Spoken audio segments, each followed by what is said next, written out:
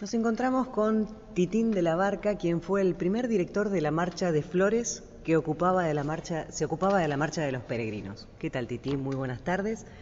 Buenas tardes. ¿Cómo surge la idea de marchar hacia la Virgen de Luján? Primero que no es una idea que surge, digamos así, como un iluminado, ¿no? Sino que es parte de un proceso, me parece, de apertura pastoral. Es decir, porque generalmente, hasta cuando estamos hablando en esta época, las parroquias tenían grupos estructurados, por ejemplo, Acción Católica, Scout, tantos grupos que conocemos, ¿no? Pero había mucha juventud que no se acercaba ya a las parroquias, ¿no? Y entonces empiezan lo que se llaman los grupos juveniles, que no tenían tanta estructuración, sino que eran a veces grupos liderados por alguna persona, una idea, un grupo, de toda índole, pero de alguna manera relacionados con la iglesia. ¿Ven? Entonces ese fenómeno empieza como a gestarse, y podríamos decir con las luces y sombras de todo proceso, ¿no? Exacto. Que va, que no va, porque eran todas cosas de alguna manera, podemos decir así, novedosas en parte, ¿no? Entonces ya había un grupo de sacerdotes que se reunían habitualmente, a los cuales nosotros también después, y digo nosotros porque yo formaba parte del equipo arquidiocesano de juventud, y estaba por la Vicaría de Flores porque estaba en aquel entonces en la parroquia Santa Julia, en Caballito, ahí en Víctor Martínez y Alberdi, ¿no? Era vicario parroquial ahí. Y entonces empezamos a reunirnos habitualmente una vez por semana, muchos sacerdotes, incluso había de muchas, por ejemplo, diócesis vecinas, por ejemplo, de Lanús, de Avellaneda, de algunos de Morón, toda esa zona, ¿no? Que nos conocíamos por otra parte porque estudiamos juntos en el seminario. En aquel entonces el seminario era más cosmopolita, ¿cierto? Claro. Todos estudiábamos y vivíamos ahí, en ese sistema, digamos, que ya hoy ya no está tan así, ¿no? Entonces, entre ellos había sacerdotes mayores, y yo siempre destaco al padre Rafael Tello, un sacerdote mayor que fue profesor nuestro y todo, ¿no? O sea que también en todo esto estaba el desarrollo de lo que era la pastoral popular. Que en aquel entonces era una palabra, pero ahora, viste, no se sabía bien el contenido. El padre Tello Rafael Tello fue quien quería incluir a la juventud. Es decir, era uno de los que estábamos reunidos y él era un poco siempre la voz de la experiencia. Para mí, podríamos decir, ese sacerdote siempre fue un mayor en la fe. Es decir, no era simplemente un erudito, sino que era una persona que vivió la fe, digamos, el amor a la iglesia, a Jesucristo, la pastoral, todo lo vivió muy de modo intenso, ¿no? Muy reflexivo, por otra parte, muy abierto. Y a su vez vio cuando alguien, supongamos, es un mayor en la fe, en mi caso, como yo digo esto, en el fondo yo miraba por los ojos de él. Claro. Es decir, yo como sabía que la prevención a Luján iba a ser, él. Entonces, ven, uno se apoyaba en eso, ¿no? Yo no sé si hoy este esquema está tan presente en el clero, ¿eh? No le puedo decirlo, pero yo me acuerdo eso, ¿no? Que había curas, yo nombré a él, pero había otros como Jepojera, ¿no es cierto? Muchos sacerdotes mayores que eran muy referentes para nosotros, pero en el orden de la fe, de la pastoral, de lo que sería un poco toda el evangelio, la evangelización. Tenga presente que estamos después de la época conciliar, que todavía se estaba poniendo en marcha todo, hay que tener en cuenta eso. También había en aquel entonces, eso es una experiencia personal ¿ya? Y una apreciación personal, que había un protagonismo de la juventud muy grande, a todo nivel. Entonces como que la juventud se sentía, digamos, con un compromiso, con una presencia, frente a cosas que deberían cambiar. Y eso fue una cosa muy importante. Yo creo que esa especie de experiencia de protagonismo juvenil no se vivió nunca más en el país. Por eso cuando se habla de la patria, de alguna manera se pensaba en lo que era, ¿no? La patria, incluso se hablaba de la patria grande, cuando se hablaba de América, sí. Estaba toda esa temática. Y lógicamente, después esto fue una cosa que prendió mucho, y cada uno la opción la hacía desde su punto de vista, de lo que quería hacer, y bueno, todos estaban comprometidos en eso. Entonces también estaban los que optaban por las armas, los que optaban por la violencia, qué sé yo, Claro. tantas cosas que hemos conocido, ¿no? Pero todos estábamos metidos, digamos, en ese gran movimiento, yo diría, como cosa que bulle, ¿no? Entonces, ven, dijimos, bueno, la Sí. propuesta era hacer algo por toda esa juventud en ese panorama, ¿no es cierto? Entonces, ¿qué sucede? Se propone hacer un acto masivo popular. Esa es la primera propuesta. Hay que hacer algo, pero ¿qué hacer? ¿Ven? Entonces, en fin, después de tantas cosas, se van tirando ideas, qué sé yo, pero ya empieza a surgir algo como una peregrinación a Luján. Y Luján no es tampoco algo gratuito, en fin, sino que la idea que estaba en aquel entonces, que yo se la escuché al padre Tello, que eso me marcó mucho en la vida también, ¿no? Entonces decía que la peregrinación, digamos, o el hecho masivo, tenía que tener como referente a la Virgen, porque nuestro pueblo era esencialmente mariano. Es más, la Virgen María era la camiseta apostólica de la Iglesia Católica. Nadie más hablaba de la Virgen. Era así. Entonces, pero eso no era una simple curiosidad, sino que era un arraigo muy grande en América de lo que era la presencia de la Virgen María como madre, como mujer. Incluso en muchos pueblos de América, siempre la que era la referente familiar era la abuela, la madre, no tanto los hombres que a veces viajaban mucho, tenían, ¿ven? O sea, en fin, para nombrar algunas ideas que escuchábamos y cosas. Entonces había que hacer algo mariano, esencialmente porque nuestro pueblo era mariano.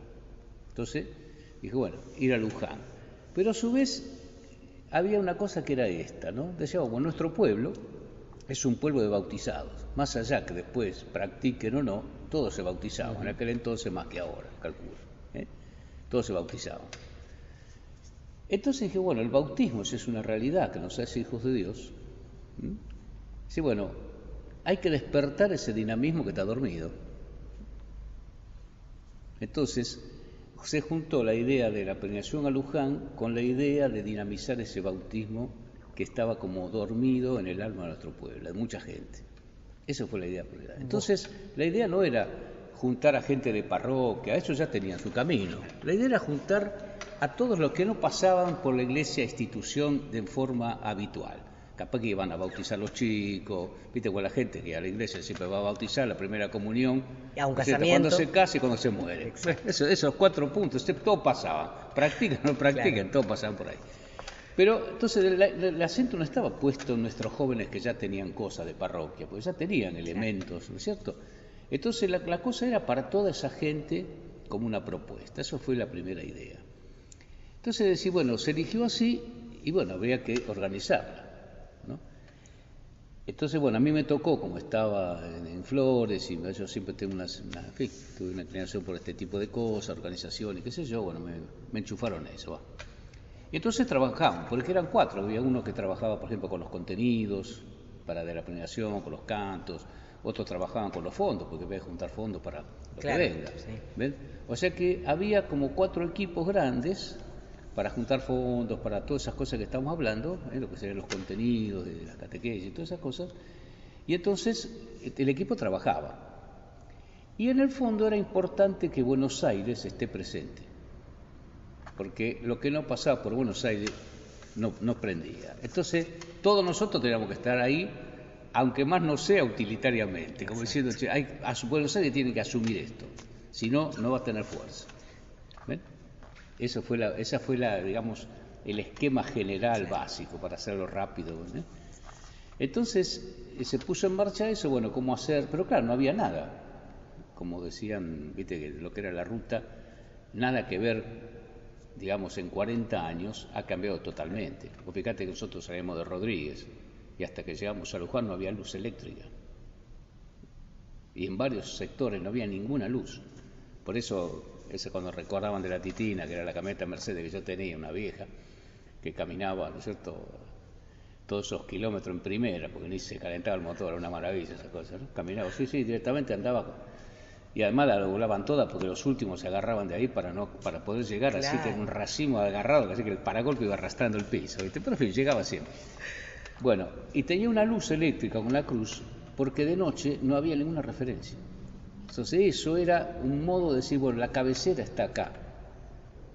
La cabecera está acá. Y tengamos presente que la peregrinación se largaba el sábado a la tarde, empezaba a las 2. ¿Por qué? Porque la gran mayoría de la gente trabajaba el sábado. Por eso empezó eso. ¿Por qué no empezaba antes? Y bueno, porque la gente laburaba. Entonces no se podía, una cosa popular, dejar afuera a la gente que trabaja el sábado. Eso quizás era otro tipo de gente que tenía que no trabajar los sábados. Pero antes era muy común, sobre todo en las barriadas más populares, trabajar el sábado hasta mediodía. Sábado inglés que se llamaba. Eso ya cambió. Por eso uno dice, bueno, ¿por qué se sigue saliendo? Viste que se adelanta un poquito, pero la idea era esa. ¿Ven? Y por otra parte, también estaba el organizar toda la marcha. Entonces, bueno, íbamos a ver a los curas. Bueno, yo me recorría la ruta antes, viste, viendo los puestos, bueno, ver a la policía. Todo era muy local siempre. Ahora, no había si nada. ustedes, o sea, los jóvenes que ya estaban en las iglesias, en los distintos grupos, ya estaban. Ustedes lo que querían llamar la atención era de los otros jóvenes. De la gran mayoría. De la gran mayoría. ¿Cómo hacían en esa época para comunicarse? Porque hoy, en un aviso de radio, un aviso en la tele, en ese momento, ¿cómo hacías para llegar? Eso fue interesante. La primera peregrinación, entonces, se hace, como dijimos, y habíamos pensado una fecha que haga más calor. Entonces pensamos en noviembre. La fecha propuesta fue el primer fin de semana de noviembre. Pero en aquel entonces caía primero y 2 de noviembre, Día de Todos los Santos y Día de los Fieles Difuntos, que era una fiesta popular muy grande. La gente iba a los cementerios, incluso no había actividad, ¿no es cierto? Entonces, ¿qué sucede? Hubo que adelantar una semana porque no podíamos poner una fiesta popular arriba de otra. Entonces se adelantó. La fecha ve que es un poco arbitrario. Entonces, esa fue la primera. La segunda, ya vieron que el primer cartel es anaranjado. Vieron que no sé si las propagandas. Después todo lo demás llevaron ese celeste fuerte de la Virgen. ¿Por qué? Porque en la segunda ya estamos trabajando con Pan y Trabajo en San Cayetano, en Liniers, que se encargaban de hacer todos los carteles. Eran obleas, carteles chicos, carteles grandes. Entonces, se empezó ya a usar ese color, el celeste, ese fuerte con la Virgen, ¿no? Las letras, viste esa imagen clásica que está siempre en las peregrinaciones, es de la segunda peregrinación, ¿no?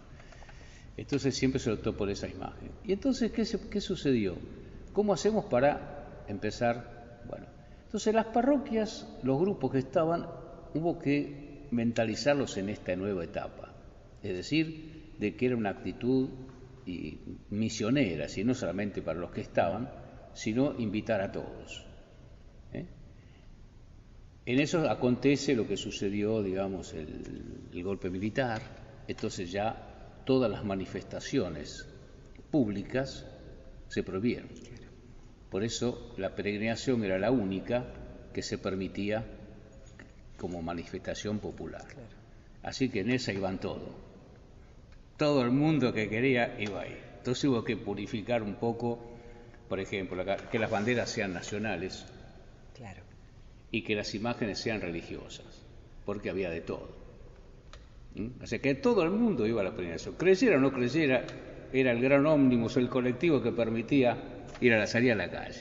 Así que después imagínate, estaban los servicios de seguridad, después el ejército, como nombraste en un momento, ves que estaban todos, todo el país estaba ahí. Yo creo que era la sociedad que iba a Luján, ¿no? Y yo creo que eso para mí fue un hecho importantísimo, porque viste, se permitía de todo, hubo que purificar, viste, más de una vez, yo como estaba encargado de marcha, me venía a consultar si ese cartel era original, entonces yo tenía que tener un juego para darle a que me lo requiriera. El cardenal Aramburu estaba al tanto de todo esto, y entonces se eligió el primer fin de semana de octubre, coincidente con la peregrinación arquidiocesal que hacía el cardenal, en micros. Entonces, algunos chillaban, pues no, pero en fin, era la única manera de que la cosa funcione en aquel momento, ¿viste? Así que eso se fue armando y salió como cosa. Primer fin de semana de octubre, todos a Luján.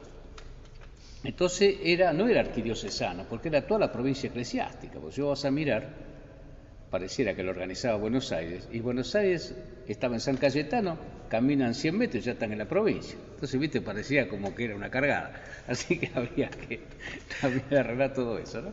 Pero en fin, eran cosas de aquel momento que mostraban una ebullición y unas ganas de hacer las cosas, eso es muy importante, ¿no? La cosa estaba por cambiar Y de hecho la segunda para mí fue extraordinaria. Fue una previsión extraordinaria. En cuanto a la parte interna de iglesia, hubo mucha, es decir, se abrió mucho. Entonces, por ejemplo, vos hiciste una pregunta, ¿cómo hacían la difusión de todo eso, ¿no? A veces ya se empezaban a usar los medios, también radiales, televisivos, ¿no? Más o menos eso. Pero esencialmente era con carteles. Entonces, todas las estaciones de trenes, que en aquel entonces funcionaban muchísima gente. Entonces, por ejemplo, gente que trabajaba en las provincias, viste, que venían a Buenos Aires a trabajar, qué sé yo, se organizaban turnos, por ejemplo, si vos tenías que estar a las 6 de la mañana a tomar el tren, capaz que a las 5 ya estaban ahí. Digo, una cosa abnegada, ¿eh? Sí. Todo tipo. Entonces, por ejemplo, pegaban toda la estación, la calle, la vereda, había carteles para empapelar Buenos Aires. Entonces, por ejemplo, en todas las puertas, en los vagones había que poner la imagen de la Virgen, una oblea, en los colectivos. Entonces, la idea ¿cuál era? Que la Virgen tenía que estar en todo lado. No había medio de transporte que no tuviera. La arrancaban y pegaban a otra. La se arrancaba y pegaban 10 más. Así que, viste, era una cosa que estaba todo empapelado. Tuvieron algunos inconvenientes con respecto a las pegatinas. Y como toda cosa, qué sé yo. Después, viste, siempre de esto después hay un folclore propio, viste, los muchachos que salen. Hoy en día ya no sé si se podía hacer esto, porque ¿dónde pegaba, viste, hoy en día? ¿No? Sí.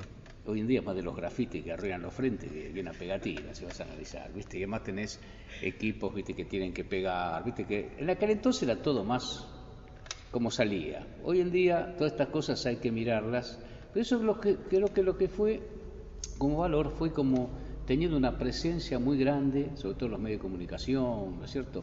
Después, por ejemplo, había unos cartelitos, así que se llaman mariposas, que los tiran, le dan vuelta, y está impreso en los dos lados, o sea que caiga como caiga, siempre está el texto. Bueno, eso estaban pegados en todos los respaldos de colectivos, vos llegabas así, tenías uno de esos. Todo el mundo tenía y pegaban. Por ejemplo, yo me acuerdo estando en Flores, pegamos desde Avenida La Plata, no sé si hasta dónde nos tocó, todo lo que estaba parado, semáforo, columna, árbol, lo que era, todo lo que estaba.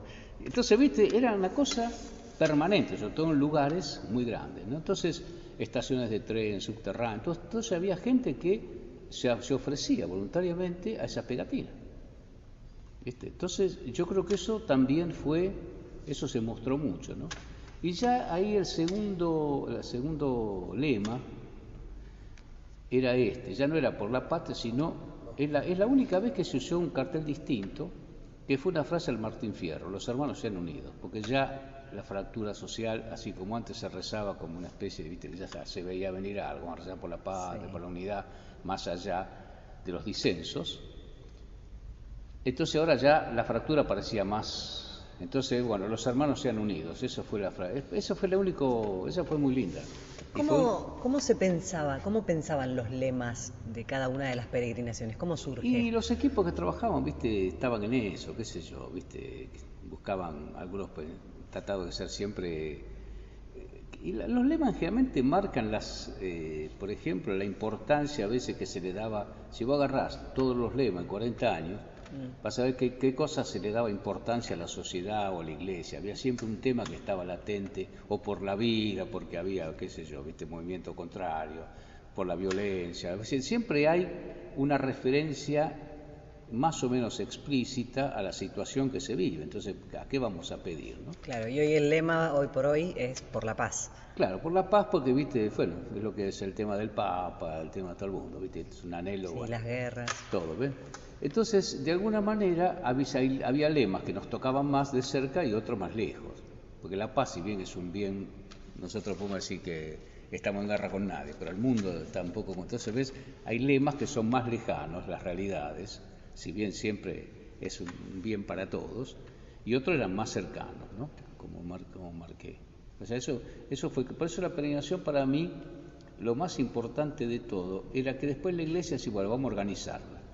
Uno lo que organizaba era la gente que venía si podía, porque la convocatoria ya la hacía la Virgen, o sea, como diciendo, nosotros no convocamos nada, organizamos, dirigimos el tráfico con lo que llega, nada más, tratando, o sea que después la peregrinación de alguna manera desbordaba todo, empezó a crecer, a crecer, a crecer, y llegó un momento que era multitudinario. Incluso cuando vino después la democracia con Alfonsín, muchos pensaron, bueno, así como antes era el vehículo para todo el mundo, ahora que ya no estaba más el proceso, los militares, y estaba la democracia, la peregrinación iba a perder fuerza. Siguió de largo, ¿viste? O sea, como que en el fondo la peregrinación es una realidad que va a tener más o menos, pero yo creo que el milagro como tal es la peregrinación. Todos los demás cosas que suceden, ¿viste? Que a veces cuentan, bueno, lo que contaban ustedes o cosas así, son milagros reales y personales. Pero en el fondo, yo creo que el milagro real es la peregrinación. ¿Por qué la gente va para allá?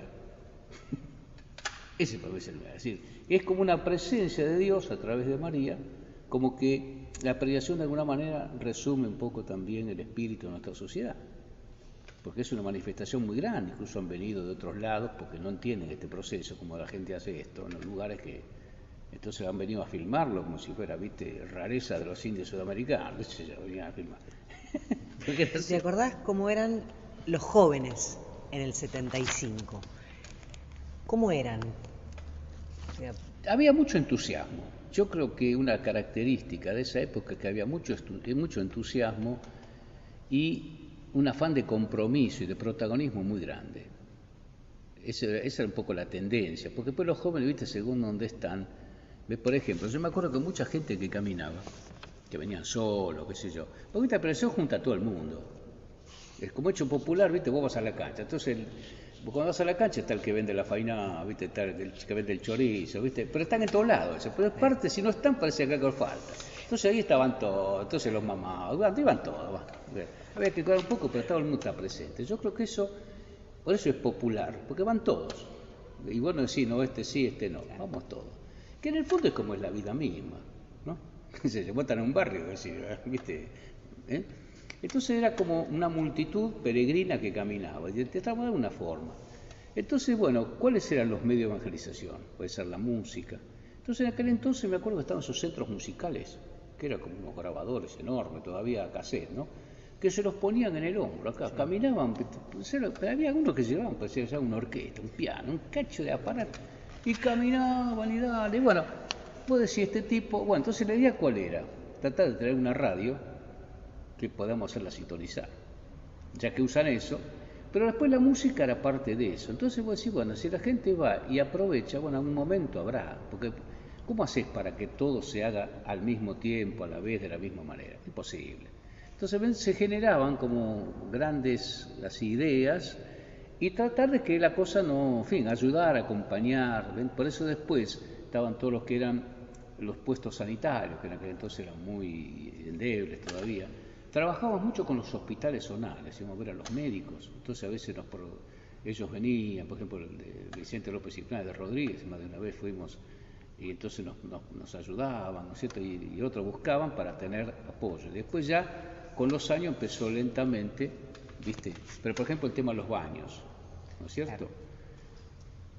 Pero antes no había tanto problema de baño, porque había muchos lugares apartados y oscuros, no estaba. Hoy tenés todo vereda prácticamente. Antes había, ¿viste? Una vez que salías de cierta zona, y bueno, era todo campo, ¿viste? O sea que en el fondo, ¿viste? No había tanto problema. Eso empieza cuando empieza la multitud y además cuando empieza a crecer, porque viste una vez que después está el acceso oeste que se arma. Entonces, claro, todo eso te genera también un movimiento inmobiliario. Viste, la que empieza a poblarse, empiezan las casas de comida, en fin, todo empieza. Zonas, ¿no?, donde eran descampadas, hoy por hoy tenés entonces edificios. Hoy, por ejemplo, hablando de 40 años atrás, y bueno, pensá en Argentina, si lo que cambió es Argentina, no la ruta, ¿viste? Claro. Luego de esta expresión de fe, ¿pudieron comprobar que el pueblo haya adquirido una revalorización de la religión?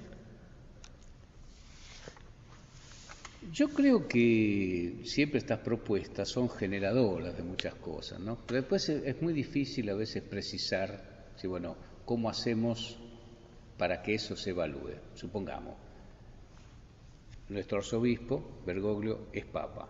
¿Viste? Se genera un movimiento. Ahora, podemos decir que el pueblo católico se convirtió, la gran mayoría. Una cosa es lo propio, lo que da el Papa argentino, con todo el folclore nuestro. Pero para eso un no argentino implica, nada sin mejor más, que otro argentino. Claro, entonces eso y más no implica a veces una profundización en la fe.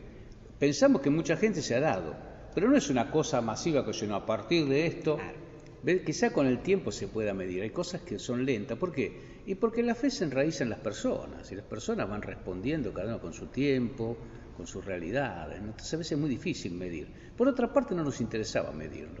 Nos interesaba siempre seguir para adelante, perfeccionarla, buscar otros elementos, mejorar la ruta, mejorar la infraestructura, los puestos, y también lo que sería aquello que servía para evangelizar.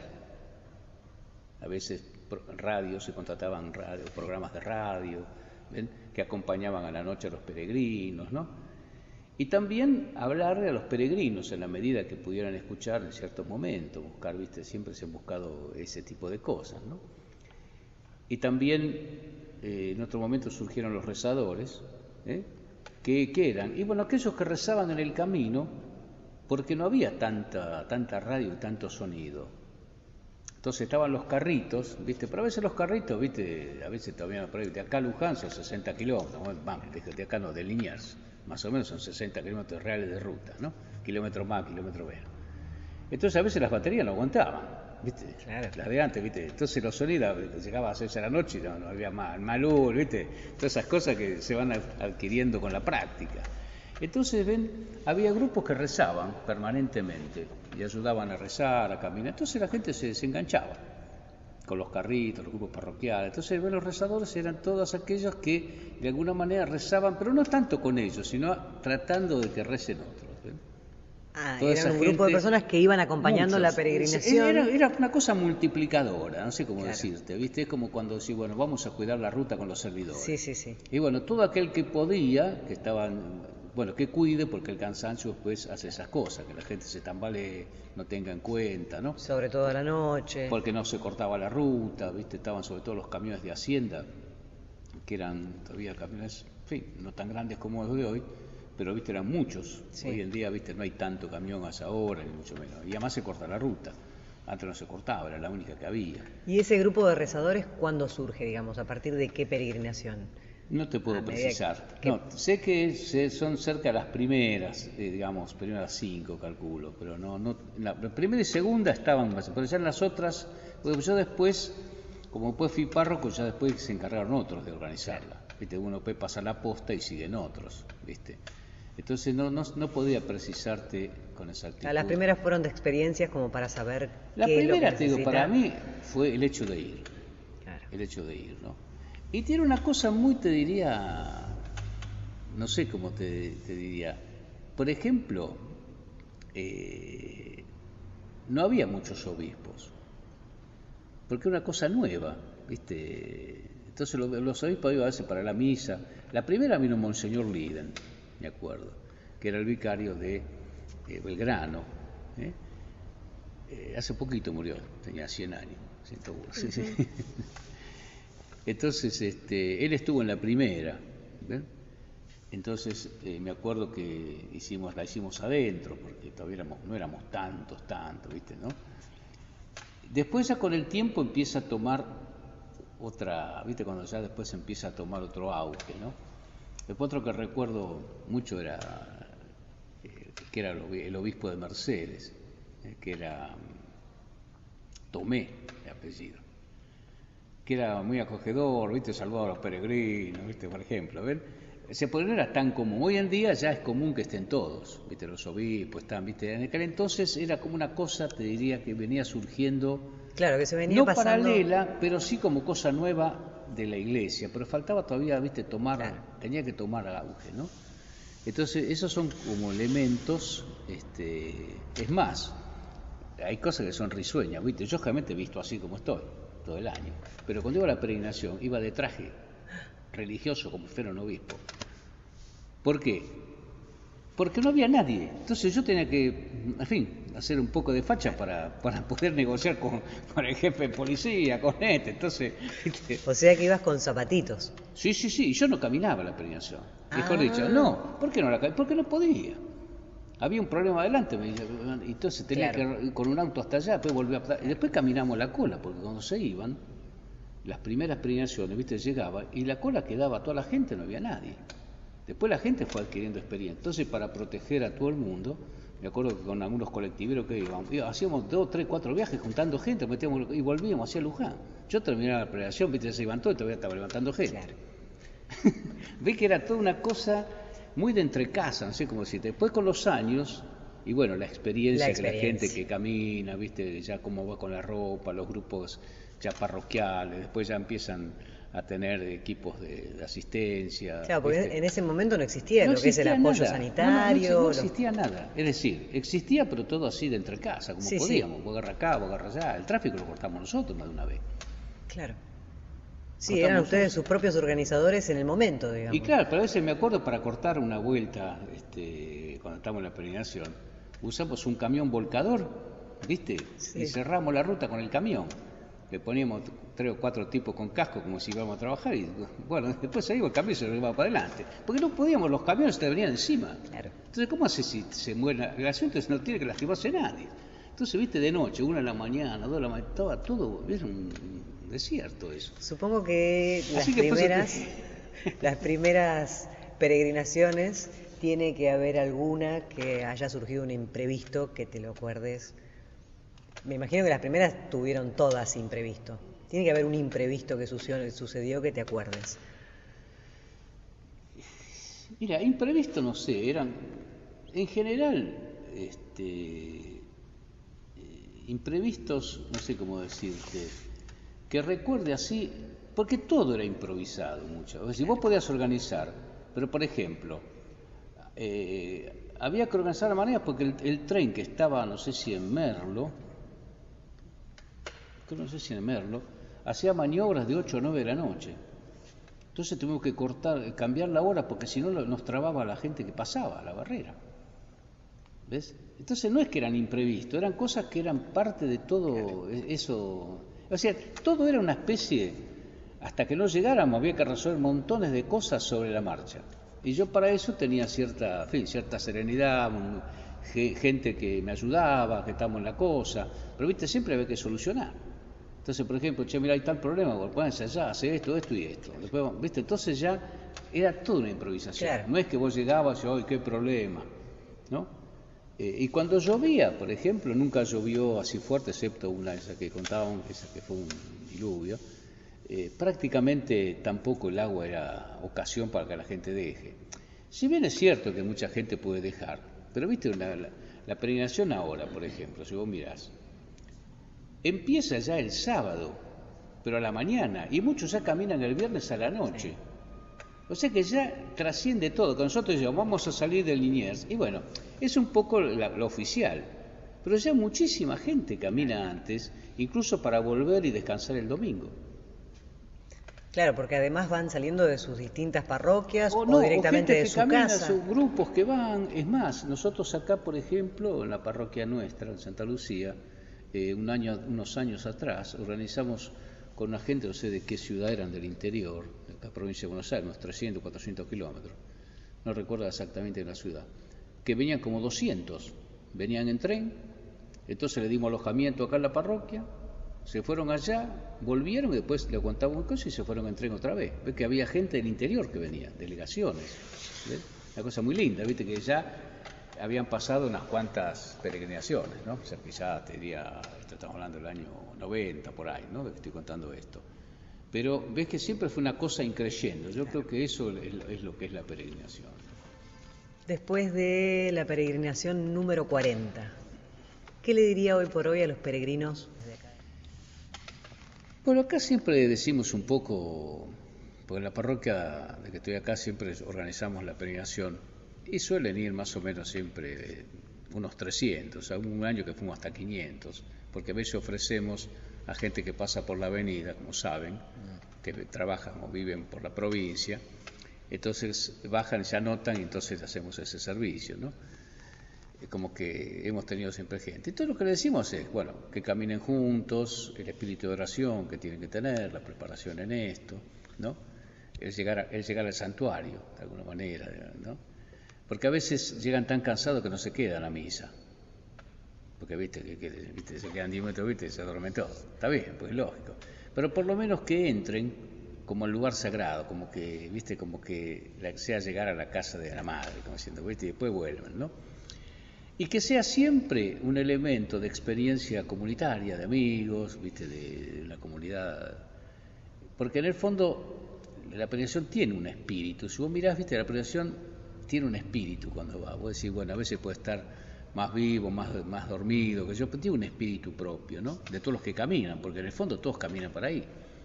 Y en general no hay disturbios. Te puede hacer alguna cosa local, viste, como toda cosa popular, ¿eh? Pero en general no hay así un mal ambiente. Entonces hay un ambiente bueno. Y yo era que esa sería una experiencia que a veces podríamos después, viste, transportarla a nuestra vida cotidiana, ¿no? Como que a veces vamos ahí, está todo fenómeno. De repente estamos acá, no, bolilla.